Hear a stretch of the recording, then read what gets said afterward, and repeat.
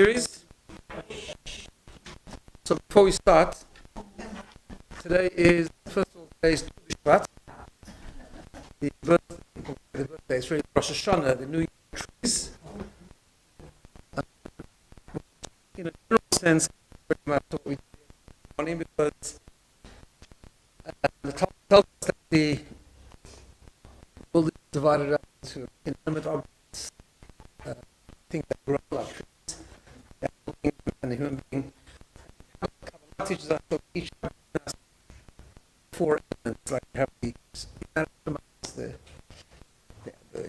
growth and so on. And they say each part of our personality refers to something else, and the growth aspect of our personality, the tree aspect of who we are, refers to our emotions, which is exactly the series that we're working on. We're talking about emotional responses and things like that. So very much connected growth and emotional growth and well-being, very much connected to what we're doing. But today's Jewish because it's Rona's birthday, meaning Rona's Jewish real birthday. All right? I always say we also want to welcome here today. Rona's daughter, last day young. I'm saying my last day young. Oh, there you are. You're old, 93. No, you're a strong kid, not an old tree. And it's really special day. We've talked a lot about real birthdays, Jewish birthdays, kind of energy and blessing that comes with. So first I want to begin by wishing Ron a big happy birthday. And lots of, because lange gesunde Jahren, as they say. I don't know what to talk in Yiddish. So, and strength and nachas and only good things. And invite in honor of Rona's birthday and to wish I invite you all at the birthday to eat some fruit in honor of Rona. There's a cake as well. But so and wish her well and connect to the specialness of the day. So let's start our topic first. And now it happens to be nothing happens to be. Everything as we know everything is by divine providence. Let's see to the end of today's session.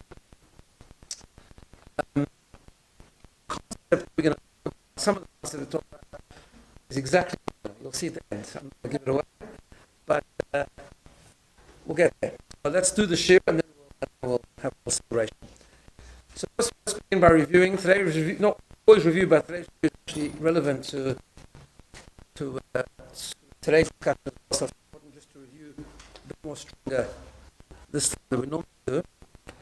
So I've given you a little test at the other handout, as you can see. So when we talk about normally struggles, daily struggles, we're talking about emotional responses, right? Now let's see if we can get the next one. An initial thought of a toxic emotion makes me a what kind of person? Sorry? No?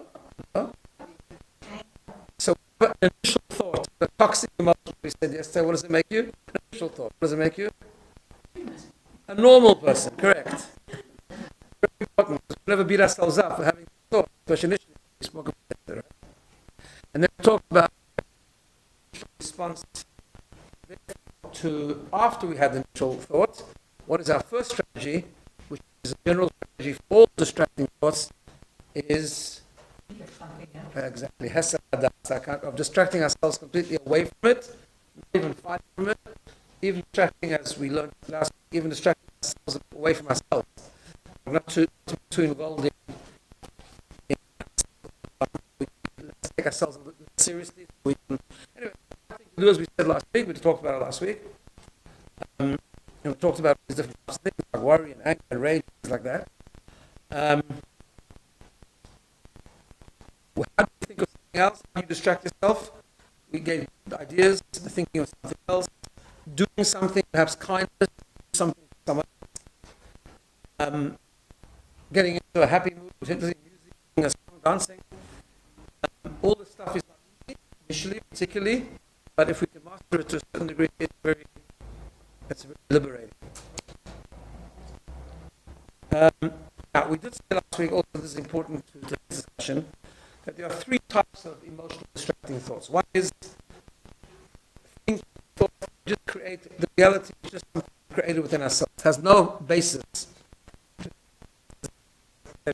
outside, right? It's just we're ruminating about something that really has no foundation. We think we did something wrong to someone. We're beating ourselves up for something.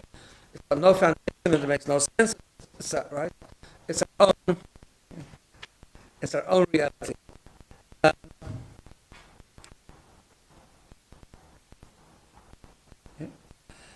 The second thing is sometimes it does have a bit of a reality from something coming outside, but come on, this just before you put some handouts there on that table. Take some, yeah.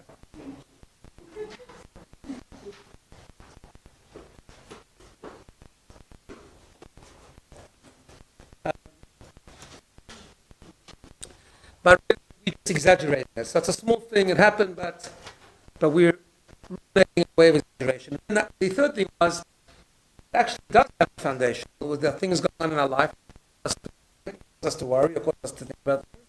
It might be finance, it might be health. These are real things, these are legitimate things, these are cause anguish and cause different emotional responses and thinking. But we still deal with it, right? It's still not good for us if we overthink and we think about it in a negative way.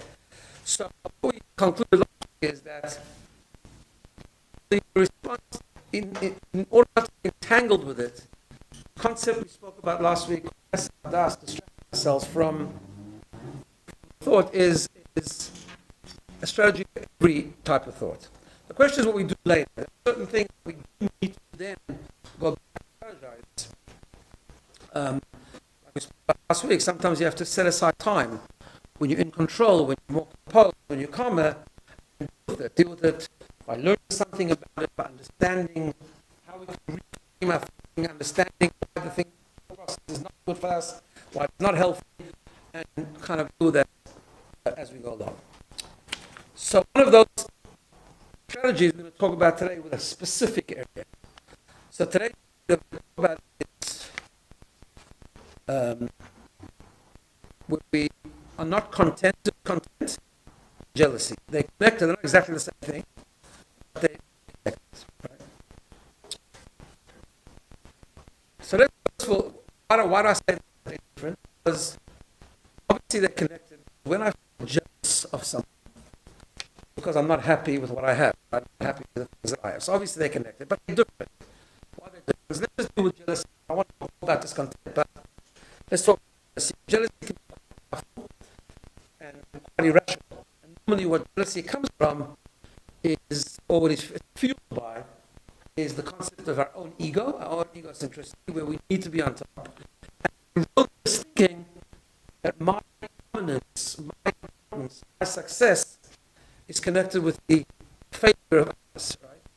So it's that erroneous thinking that my identity, my who I am, is created by the perception of others. Therefore, it bothers me or threatens me when someone else is more successful, someone else has more than me, and so on.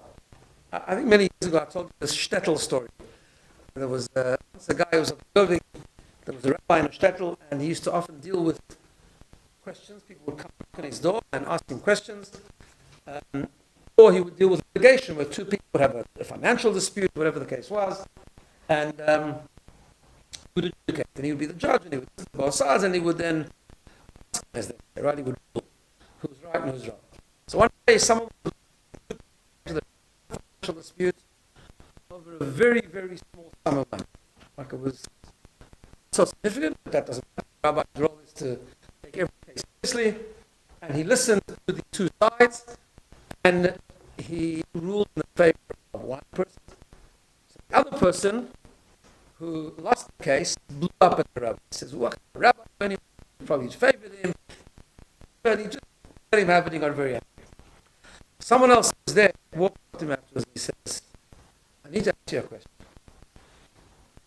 Because last week, this was a guy who hung around the rabbi's house. So last week, he came to ask the rabbi Shaila, a halachic problem. This was often the case of shtetl. People would bring the rabbi a chicken. They've heard of this, they would bring the rabbi. Why? Because in those days, they didn't have butchers like yesterday. When someone wanted to eat chicken, they would go buy a live chicken, then take it to the shochet, slaughter it. Then the woman, the husband, whatever, would then open open the chicken. There's a whole process. You have to open the chicken, take the stuff, and you have to prepare it. That was all done in-house. It wasn't in the butcher. Right? Sometimes what happened was that sometimes a woman or a man would open up a chicken, and they would see a halachic question. Somebody lives as the salad, or there's a problem with the lung, or whatever the case is. There are certain people used to know, be familiar with this. And you know that sometimes they could actually render the chicken treif. So I noticed that you brought a chicken to the rabbi last week. And asked the question, and the rabbi had a very heavy heart, because people, they were stricken with poverty in that. The chicken was a big thing. They wouldn't eat chicken during the week. Normally it was only for Shabbos. The rabbi looked at it, looked it up, and he thought, and with a heavy heart, he told you, the chicken is not kosher. And he said, thank you very much, Rabbi. Okay, next time hopefully it'll be okay. And you went away. So he said, I want to ask you a question. I don't know. Last week you brought a chicken to the rabbi, and the rabbi said the chicken was not kosher, and it was a big loss for you. The chicken was worth more than the loss you lost today when you lost the court case. And you were okay. He said, thank you, Rabbi, with respect. The rabbi's the authority. You sent it, and you went away, and the chicken was trapped, and you couldn't use it. Okay. Much less money than the chicken, and you bought it. So he said, what do you understand? Okay, I lost the chicken last week, but this week he won. That's the problem. Right? And that's the source of jealousy. Yeah. Yesterday, as I was preparing this, I just came across an interesting article. The story was called "The Envious Person Who Was Offered a Very Generous Deal." He was told, "Whatever wish you want, and it's going to be granted. However, you need to know, whatever you wish for, your neighbor is going to have twice as much." She didn't know what to do. Right? A very envious person. He says, "If I ask for $1 million, you're going to get $2 million. It's no good, right? If I ask for 25 million, you're going to get 50 rupees. It's going to be better than me. It's no good." So he says, he reached a decision to take out one of my eyes. He says, he knew that the other one was completely blind. Right?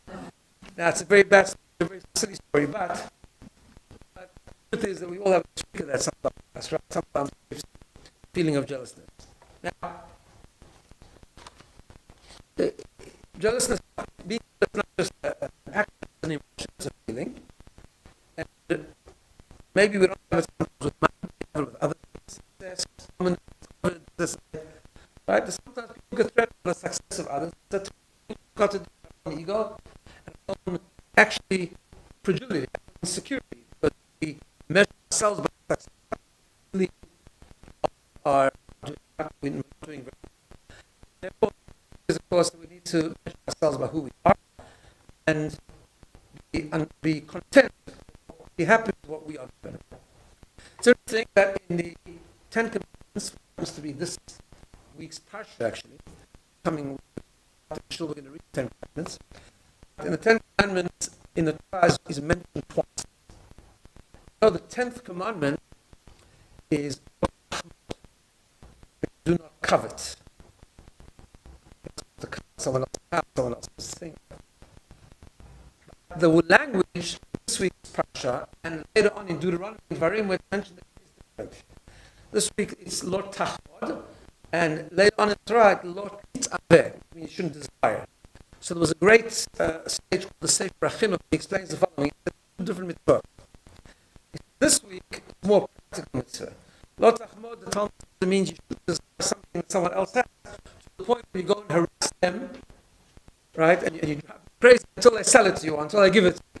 That's more a practical application. That's a terrible thing. But it says, but the Torah then repeats it later on in the different language.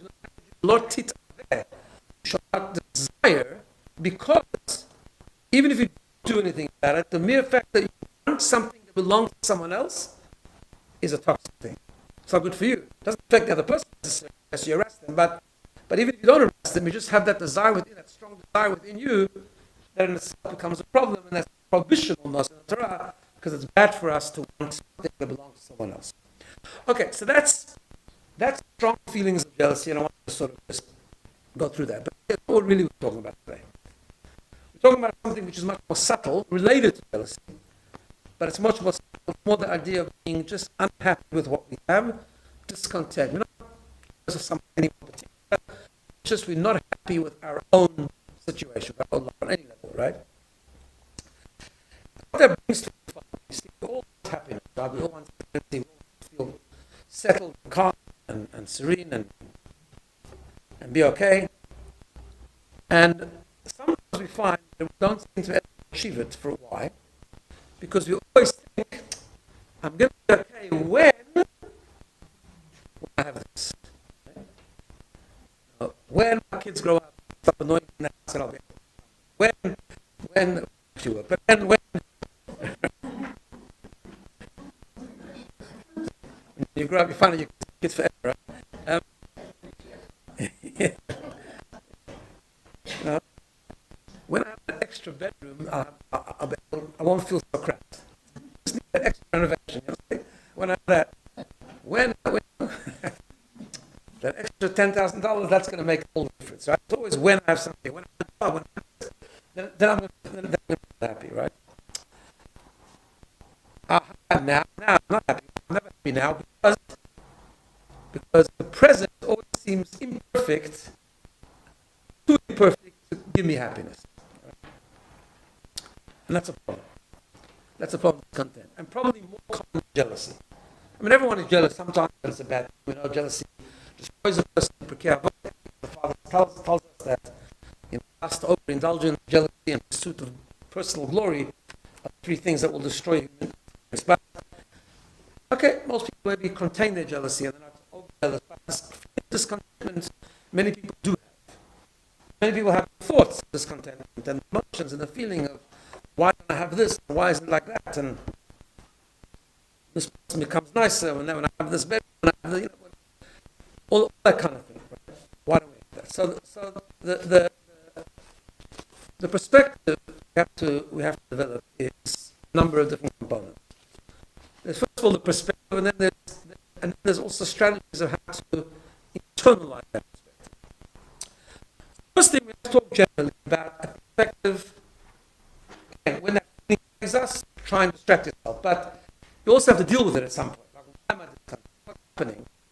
What's the belief system that's causing the discontent feelings to come into me every so often, right?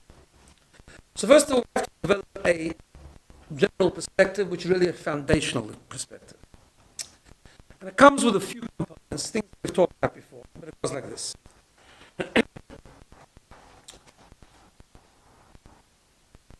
We believe, first of all, that everything happens for a reason, right? That's we spoke about it many, many times.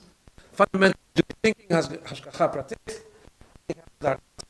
Thinking how or where how I'm supposed to have. It's what I'm supposed to do, right? Number one. But the second part of that process, which is equally important, not everything happens by God's divine intervention, by divine providence, but also that everything happens for a purpose, because human being was created for a purpose, right? And a purpose is something that we have to try and live each day. Each day we have to try and live with achieving our purpose and our value system and living a life of meaning, as we've talked about so many times, right? And hopefully God has resources to be able to live with a purpose, right? But my purpose today, to fulfill my purpose today, whatever resources I have, that's what I'm supposed to have, right? So let me give you an example. It's something similar that we talked about before. And it's to develop a perspective about two things can be true at one time. So one of the morning things that we make every day, that we praise God for, the things that He gives us, is Hameshin Adonai, which means that God, we believe that God guides the steps of the human being. That means that wherever you land, that's where you're supposed to be. Now, of course, you get up in the morning and you plan your day. That's true. Work out that way, So sometimes you say you're traveling somewhere, you get lost, right? Or you're on a plane, as we spoke about, the plane is diverted, and you end up in Brisbane instead of Sydney. It's happened to people, right? And we get very frustrated. Of course, the Jewish perspective, if I ended up in Brisbane, I'm supposed to be in Brisbane today. Now, it's very annoying. Something happening at home, my kids are waiting for me. Million reasons that's frustrating. But the bottom line is, I landed in Brisbane, or I got lost somewhere, I have to be in Brisbane. not sure I'm picking on Brisbane. That's an example. Okay, but now, what I have to do now is I have to try and think, okay, what purpose, what meaning can I accomplish while I'm in Brisbane? Okay, fair enough? I've got to do something there. It might be study something, might be do someone a favor, might be to do a mitzvah, I don't know, might be someone, whatever the case is. But there's something I have to create that's meaningful rather than sitting and moping and being for the 10 hours I'm going to have to spend in Brooklyn. I need to remember that I'm supposed to be there, and if I'm supposed to be there, I've got to find out what I can do that's meaningful and purposeful while I'm there. Now, at the same time, this is very important, it doesn't mean that we always defeat it. It doesn't mean that we always just say, okay, well, I'm supposed to be in Brisbane next week. No, of course not, right? Life has a plan. We need to try and live by that plan. And is no contradiction by being extremely calm and accepting that I'm lost and I'm somewhere else and I've ended up somewhere else. And at the same time, I'm way back. So it's not a contradiction to this philosophy the Brisbane, to go over to the counter and say, listen, I really need to get this as quick as I can. You please put me on the next flight. That's it. Two things can be true at the same way. While I'm here, I'm meant to be here. I'm also meant to live a responsible life and an organized life and have a plan, a responsible plan of what I'm going to do, what I'm going to accomplish. So therefore, I also try to make sure that I get the next flight out. But I guess that a lot of things come from this perspective. I'm not saying it's easy to implement, but it means we'll be less annoyed that time the flight is booked. We won't script them, we won't script ourselves, we won't lose ourselves. Because while I'm meant to be here, I will try and get out of here as soon as I can, but while I'm meant to be here. All right? Is it, yeah? Sense? Why do I bring that? The same things with everything. I wake up in the morning and I'm supposed to live a life of meaning and purpose. They might not work out the way I might not have the resources that I think I'm supposed to have. God forbid, I might even not have the health that I'm supposed to have today. So, again, this is hard, right? It's a hard perspective, but it's a liberating perspective. The real perspective usually is two things going to happen at the same time. I'm going to try and correct my situation, I'm going through a challenge, if I'm going through a hard day, if I'm going through a health challenge, if I'm going through a family challenge, whatever I'm going through, of course I'm going to try and correct it. But at the same time, I'm going to believe, and this discontentment needs to disappear, minimize at least, I'm going to believe what I have today, what I have now, is what I'm meant to have. And what I have today is the resources I have to make this day meaningful and purposeful. Otherwise, that meaning and purpose might be a little different than I imagined. It might be building resilience. It might be doing something different than I was planning to do because I don't have the resources to do what I want to do. But maybe I just have to do something else that's meaningful and purposeful. Maybe I have to be an inspiration to others and show them that you can have emunah, you can have deep faith, even going through a challenge, whatever that meaning is, right? But this concept of when I will be there, or when I will have this, then I'll be able to do what I'm supposed to do, and I'll be happy. I'll be able to live a meaningful life. I'll be able to help people, and I'll be able to do this and that. That's error. Because where you are today is where you're meant to be. What you have today is what you're supposed to have. And not only you're supposed to have and you're meant to have, that's your resource. That's your resource for today to make today meaningful.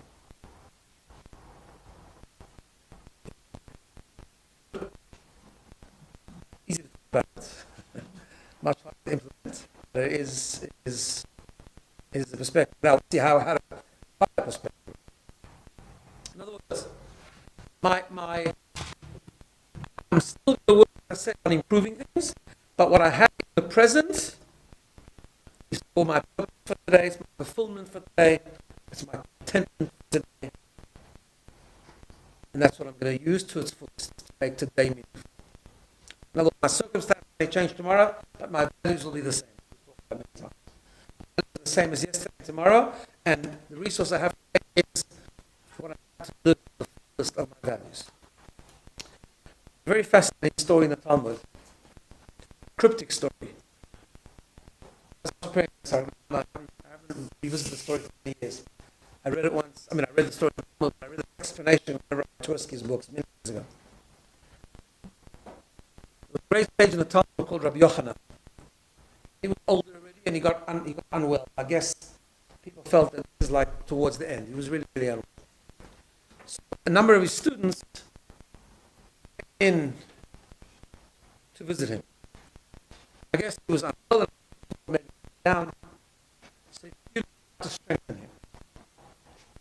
Firstly, all these students came to him and told him the wonderful accomplishments that he had accomplished through his life. One student said, your Torah, the Torah knowledge you had and you taught is so amazing. Another one told him people who you went to, whatever, they told him different things. And he kind of didn't really respond. He kind of half ignored them. It didn't do the trick. No. Until Rabbi Hanina, I think it was, one of his students came over to him and said, Rabbi, he said one phrase, he says, Chavivin Yisurim. Suffering, I'll take the I'm going to explain it. He said, because no one ever suffered. Suffering will be precious. And Rabbi Yochanan perked up and he said, I need to hear more. I need to listen. What was it like? Obviously, we never the suffering of someone else. We never try and say that. We never say, you get yourself there. Don't do that, right? Because our job is always pray for everyone's well-being, especially people. Everyone should suffer and everyone should do the things that they need on all levels.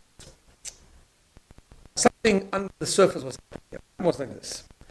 He was in a new situation. He was old, he was suffering, he was not well. So his Talmudim, his disciples, tried to cheer him up. What did they do? Tried to highlight all his accomplishments and his greatness from God. And Rabbi Yochanan's unspoken response to that was, I'm not interested. That's last year. That's wonderful. Thank you very much. That's not what's relevant to me now. What's relevant to me now is, in fact, on the contrary, I've lived that life of Jewish learning. I've lived that life of teaching people. I lived that life of helping people. And you're highlighting something that I did in the past, but you're highlighting something that I cannot do now. Did I help? It's cheering me up. I'm restricted now. And you're highlighting that. He didn't say that words, but that's maybe why I was ignoring it. I'm worried about the present. I'm trying to understand what do I do now. When all the things I lived for all my life, I cannot do now. So Rabbi Hanina walked up to him, whispered in his ear, something that he had taught them. Chavivin Yisurim. You can take what you have now and make it precious. But I wish on you, pray for your recovery. But for the present, there's something you can do with even that suffering to be meaning. And he says, I need to hear. This is what I'm trying to work out. I'm trying to process. He says, how do I live today differently, but still with meaning and purpose? Because what I have today, obviously I'm supposed to have today. I'm going to still pray for recovery. I'm going to try to get better. I'm going to go to the doctor. I'm going to say lots of Tehillim and ask other people to pray too. But that's okay. That's what we're supposed to do. We're not supposed to remain and suffering. But the challenge I have now, I know I can turn it into something precious. I hear what you're saying. This is encouraging for me. I know maybe that I can inspire people that even I can talk about faith. Maybe he didn't say this, but maybe I can talk about acceptance. I can talk about using it for some meaning, helping other people, maybe for more empathy, whatever it is. I don't know what it is, but it is. That's the perspective. In other words, the resources I have today, what I'm supposed to have today, is for meaning and purpose. And I cannot let that define me, and I cannot let the deficiency define me, as painful as it might be. Okay, sometimes it just must be obvious. The time says, he who has 100 wants 200, he has 200 wants 400. Okay, there's a general problem that we have. We always want more. Even if it's not funny, or even if it's something that's legitimately problematic, legitimately painful, the idea is that when I do want to be over this, but when I'm over this, then I'm going to start living the life of meaning. That's because I'm always looking in the present. And we try and flip that aspect to say, even though I don't want what I have today, I'm going to try and get over it, but what I have today, that's the resource. That's what I'm supposed to have today, and that's what I'm supposed to use to live purpose and meaning. Okay. But now the question is, it's a very important foundational perspective, but how do we get there?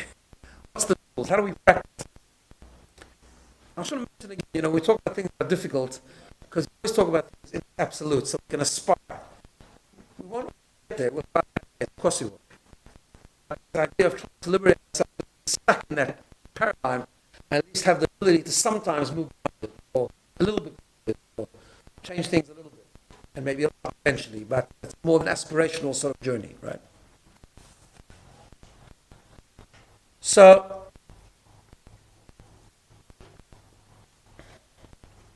there are many ways that many perspectives that we can develop, tools to develop this foundational idea. Sorry, I think it's time for an infusion of air. And I have to look at this right, so it shouldn't be too hard to go. No. You don't have to my hormones. It doesn't have to be according to my hormones. No, it's okay. Good. Heat. Oh, don't put on heat. Let's get Josh.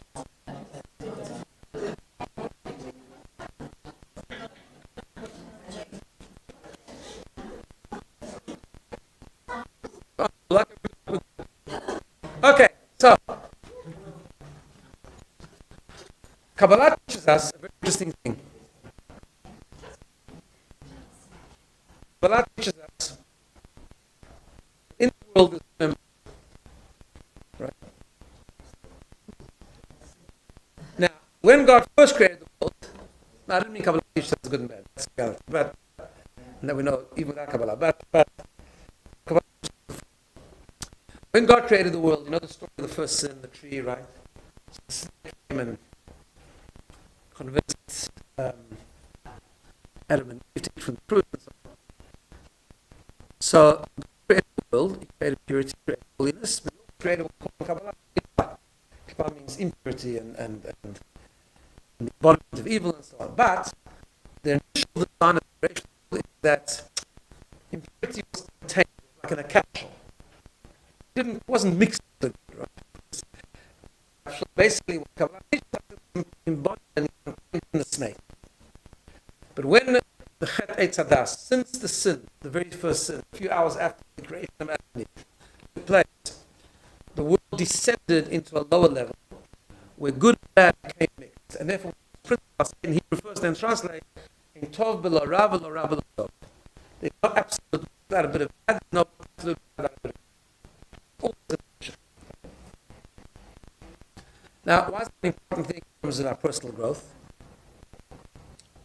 The Rebbe wrote about this a lot in the book. It says, it's always going to be something to feel about. Always. Right? And the primary path to happiness is we have to proactively train our minds. Some people have this naturally, by the way. But we have to proactively train our minds to focus on the good. Right? When we feel down, we feel weak, and we feel the world is dark and there's everything gone wrong, there's always some good. And it's a matter of training our mind with the good. Right? In other words, I'm taking the previous idea. In order to maintain this perspective, that everything I have today, I have the tool, and the resources I have in life of meaning and purpose today, also have to train my mind in order to do that. So, where's the good? Like, what is the good that I have? I know it's a bit of a dark thing. Where's the good? We have to kind of train our mind to focus on that. The Babbage Rebbe once spoke to a woman, he said the following, he said, I've not forbidden lost hope that eventually you will see good in life, including in your own life. Moreover, that you will feel it in your heart as well. Especially so considering the Hasidic teaching that the world, everything is composed of both good and bad, and human beings must choose which aspects they emphasize, contemplate, and pursue. And everyone life there are two paths: to see the good or to see the opposite. Now, this isn't easy because sometimes the negative, the bad, can be quite big, right? Quite severe. But our job is to exercise that choice. That is a choice, as he explains later. You need to internalize that it is a choice. And our choice is to actually look, pursue, identify the good. Because there's always good somewhere. There's always good in it. Most times the good is more than we think it is. Just to identify it, right? Sometimes we choose to focus on the negative, and the negative is actually smaller than the positive. Sometimes not, but sometimes it is. We have to learn and train ourselves to focus on that good. The thing is, it's not just about our situation in life, the resources we have, the health that we have, or the tools that we have. But this is a very, very fundamental concept in relationships, right? Because this principle, maybe it's hard to use for some of us, but this principle that every bad is good and every good is bad, it applies to human beings as well. I know what's perfect, right? Now, of course, we enter into relationships, whatever relationship it might be, whether it's friends, whether it's associates, whether it's employers, employees, bosses, whatever, right? Or marriage, any type of relationship. Normally, the relationships we enter into because we saw the perfection, we saw the good stuff. Otherwise, we wouldn't have entered this relationship. And then we get really badly disappointed when we discover the imperfections, right? Now, sometimes, I would say, relationships want us to be clear. Sometimes relationships mismatches and they just can't work and they come to it. And that's the Torah gives room for that. But sometimes it doesn't need to. And part of the problem is because people do not tolerate imperfection. What do you mean? I went into this because it was so amazing. I chose this guy as a boss or as a colleague because everyone was saying such unbelievable things about him. This woman or this man because it was amazing. But everyone knows it's perfect. And therefore, sometimes it's about remembering what the good is. Sometimes when the imperfections come to the surface, sometimes it's clouds the good stuff. And we start focusing on the bad. And we focus on the bad, it becomes all bad. You know, it's interesting that I've shared this with you before, but in ethics of the fathers, we talk about judging people favorably. Right? It says, contextually means judge a human being favorably, right? But if you look very carefully at the Hebrew, it's a very interesting thing. It doesn't say judge every Adam, every person favorably. It says, every Adam judge all Adam. Kol Adam different. Kol Adam means every person. Kol Adam means a whole person. Different. We always actually means judge every person favorably, but then it really said, every Adam, Kol Adam. Every human being favorably doesn't say that. It says, judge Kol Ha'adam, the whole person, favorably. Right? Which means, what teaching us, when you judge someone perfections, one of the ways to judge them favorably is to remember that there's a whole person there. Whole bad. There's a whole person. Then it's called Ha'adam, it's a whole person. There's so much good in that person. So much good in that person you might have forgotten. So much you can use, there's so much you can learn from, there's so much you can be complimented by. Right? By focusing on small imperfections. So the same thing that training ourselves to look at the good is training ourselves to make that choice, to shift away from the negative focus on the positive. Sometimes the negative is really painful, but there's still blessings there.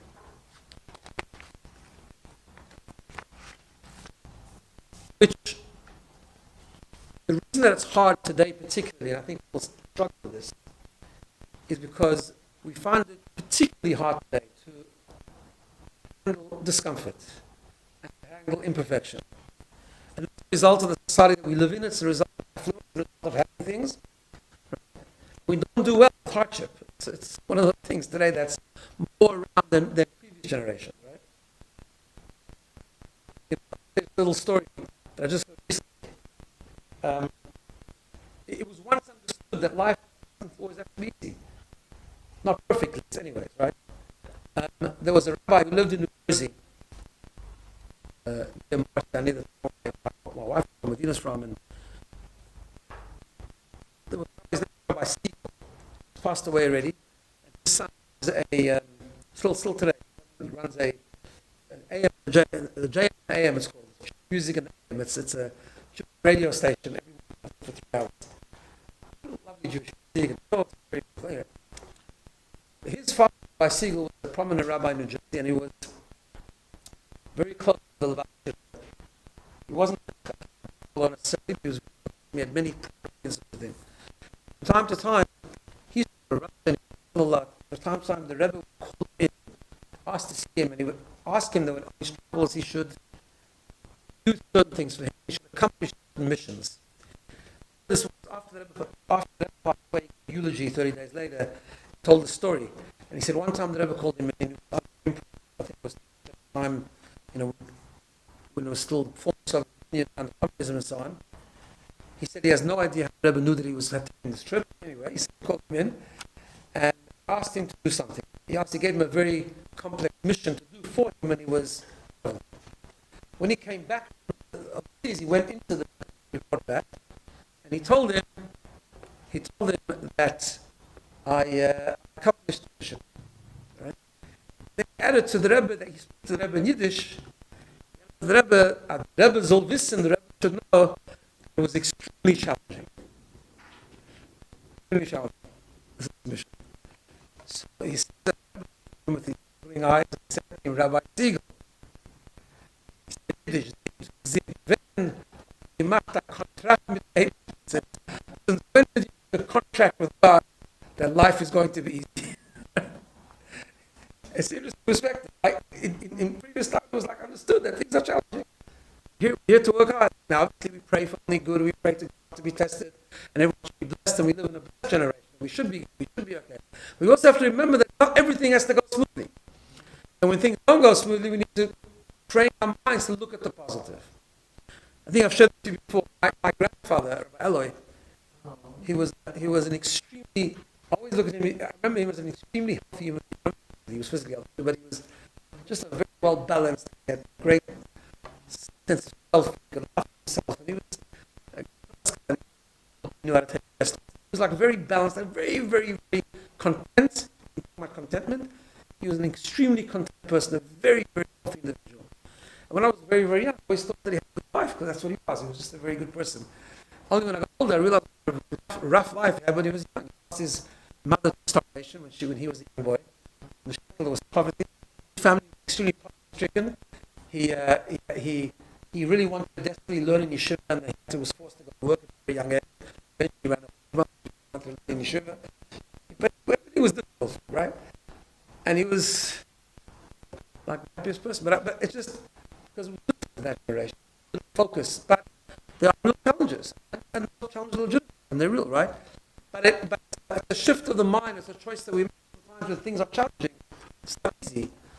That's how we maintain that strategy and that perspective to train ourselves to look at the positive, which of course goes into the whole concept of the power of gratitude. That's what people take up gratitude journals and identifying gratitude, right? And that's why there's times we have to really sit down and say, okay, what is going right? What's my blessings in my life, right? So the other day I had this thought while I was studying. I'm trying to concentrate on the words, so it's hard, when your mind is. And I was doing Amidah. I want to share this with you because I think it's a very powerful message. The Amidah, I don't know if you know this, but the weekday Amidah is structured into 3 parts.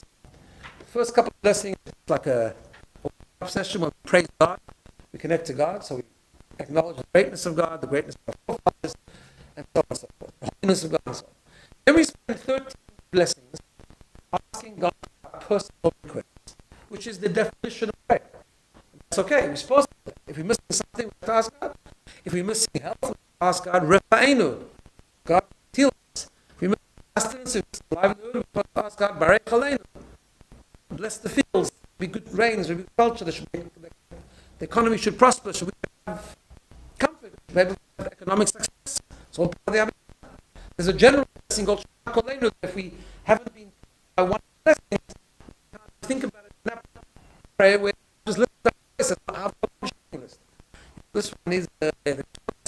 next one needs that person needs whatever the person needs, right? So, and then we have the last three blessings. And the first one of the last three blessings is Mordim Achnullah. We thank God, right? And in that blessing of thanking God, we say some really powerful things. We say, God, we thank you for taking care of us, for giving of our life to you. And we thank you on these miracles that you do for us every day, the wondrous things that you do at all times, erev, boker, tzaharayin, evening, morning, afternoon. So here, very interesting phenomenon, right? We just spent 13 blessings telling God what we're lacking, right? God, my bank account is not full enough. I don't feel well, my child doesn't feel well. I need this and that. It's like we pray to God. If we need we shouldn't need the wrong things. We should always pray that we should need the right things. But okay, try our best, obviously, and we pour out our heart to God. We just finished this, and then we say, "Oh God, I want to thank you for the amazing miracles you do for me. All the wonders that are there every single day, evening, morning, and afternoon." Right? And I thought this is exactly the point, because when we spend 13 blessings telling God what we're missing, which is legitimate, it's obviously a danger that we start to experience discontentment and falling into the trap, saying, God, when you give me all these 13 things, then I'm going to serve you, then I'm going to be grateful, and then I'm going to be happy. No. As soon as we finish asking for all the things we need, but God, I do recognize that there's amazing miracles in my life. I do recognize what I do have. I recognize everything you give me. I recognize some things are miraculous, some things are wondrous, and I don't lose sight of that. And that's an amazing formula of prayer. Then notwithstanding that I'm going to pour out my heart, I ask everything that I need, but I still am grateful, and I still highlight and focus on those miraculous and amazing things that I do have, and to focus on them, to use them to live a day of meaning and purpose. The famous little Yiddish story they tell about, but apparently it's a social experiment that was done. I don't know if that's true, but this is what they say. That gathered a bunch of people and arranged in a circle. Also perspective to bear in mind. Right? And asked everyone to write on a piece of paper all their personal challenges. And everyone wrote all the things that are going wrong in their life. Okay? Then they were sealed in envelopes and put in the middle. And then the moderator announced, now you have a choice. You can select the room or you can keep your own. Without exception, everyone chose to keep their own. Right? Because, what also is everyone has what they call in Yiddish a peckle. Everyone has challenges.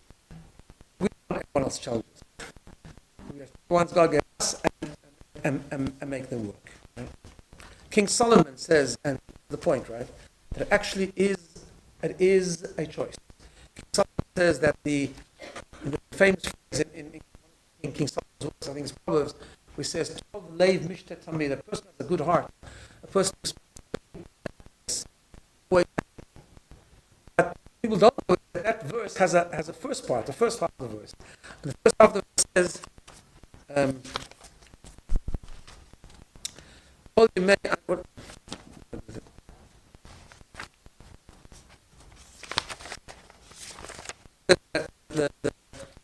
talks about the person who's poverty-stricken and broken, and then it says, "Tov leiv mishtet tamid."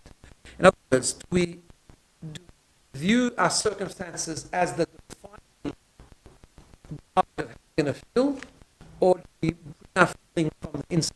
We choose our perspective. That's the choice that we have to make. Another just something before you wrap up. This, of course, is very much we end the day with that. We start with that, right? We realize that one of the ways to also develop this idea is to remove, another problem in today's society is the sense of entitlement. Because everything goes well, so things go well, entitled we become. Almost like God that's the day. Well, we actually don't even end the day with gratitude. We start the day with gratitude. We talk about blessings of gratitude that we make every morning. We thank God for the smallest of things. We thank God for having clothes to put on. We thank God for able to walk, to able to see, to able to get out of bed. All that kind of thing. Why? Because one of the ways that we have to start the day with is to recognize you don't owe me anything. Thank you. I have to be grateful. No one owes us anything. And God doesn't owe us anything either. But He gives us everything. Every day, we can walk, we can get out of the bed, we can hopefully do something today, we can have clothes to wear, we can hear, we can see. We start the day with that, besides the modim that we say in that, besides the gratitude that we make. But we also start by recognizing that we actually have a lot of blessings. And a lot of blessings is the ones that we have to use the blessings to make the day work. Maybe I'll add some more context to next week, but we're running out of time. But what I did want to say is the following. As I started with, that we're celebrating Rona's birthday today. And I need to tell, it's obvious, but I want to share with everyone, of course, that to me personally, Rona's inspiration. Because Rona is exactly what we just talked about. Everyone has challenges, has had her fair challenges throughout life. But she has this amazing ability, when she's such a young person, to work through it and then to say, you know what, I'm going to make this work. I'm going to find good. I'm going to say modernity, as you always tell me. In the morning, I'm going to thank God for the day and I'm going to find good to do. It might be now playing music with friends or other, whatever it is. So that I'm going to make a choice. I'm going to make it work. And I think for me, first, it's exactly what we've been talking about. If you want to have an example, our homework for the week is to be like Rona. Every single day. No, seriously. Without even knowing anyone's circumstances, everyone in this room is going to have some challenges. Not. But we all have challenges, even small ones, right? And our homework is, first of all, what are the good things in our life? And second of all, we're going to make it work. How to do it? Ask the birthday girl. She'll explain that. Please. For many more years.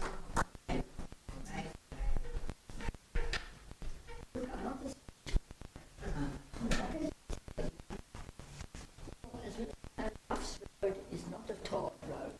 It's bumpy. I've gone over very bumpy times. And last year was not a good year for me, as the rabbi knows, but I'm just every morning. Then I draw the I can see the that's what I do. Because I have problems. So I play piano. What happened to me last year? I'm now in a very good place. It was wonderful. And I'm grateful. This is Lady of 101. And I know that she can sing. I make her put her to the piano and I make her sing. Then everybody claps and we all sing. And that's what made me happy. And I'm very grateful in my life to have met people like Rabbi and Mrs. Garari. Rabbi. Okay. Thank you. Me here. I'm thankful I could come. I see all of you.